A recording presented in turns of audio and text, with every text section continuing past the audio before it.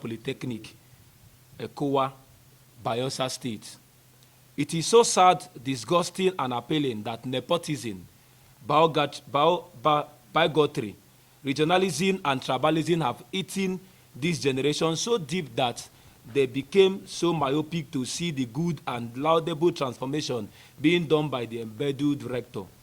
It is funny that people tend to rebel against you whenever you try to break records by doing the right thing.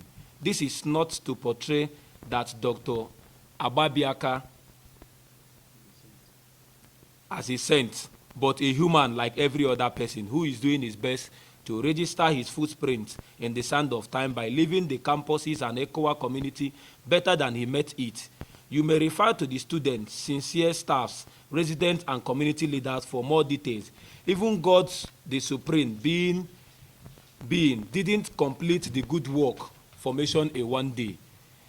It is therefore laudable to expect Dr. Agbabiaka to turn the least Polytechnic in Nigeria to the best overnight. The rector was appointed in the year 2022, just like President Bola Ahmed Tinubu, the President of the Federal Republic of Nigeria, who also inherited both assets and liabilities from his predecessors.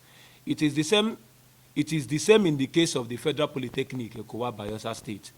This school is located in a riverine area such that it takes the average of 1 hour 45 minutes from Yenagoa. There is no constructed road that leads to Ekowe. As such, you will need to use a speedboat before you get to the institution.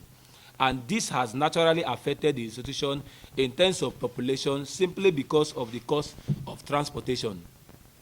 The rector, upon assuming office, realized that there are no reasonable numbers of programs being run by the institution's management. No light, no habitable hostels. In the fact, students were using chairs and tables with potholes in a tertiary institution with little or no funds to drive the transformational change needed. The rector went out on his way to borrow funds, which is yet to be paid back, just to ensure the system runs properly at least.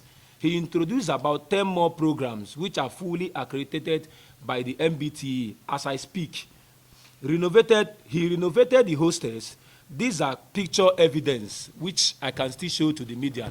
We have the picture evidence here. Bought a boat to ease the stress of paying hugely to board public boats to mention but few. However, the challenges stated by Dr. Agbabiaka noticed some students couldn't go for NYSC. He was pressurized to mobilize these affected students. Then he sought to know what the problem was. The rector realized that some enemies of Nigeria who are feeding fat on what was meant to develop the institution conned the students, diverted the fees, which is IGRA, and as such, those students had no record of updated payment to the school remitter.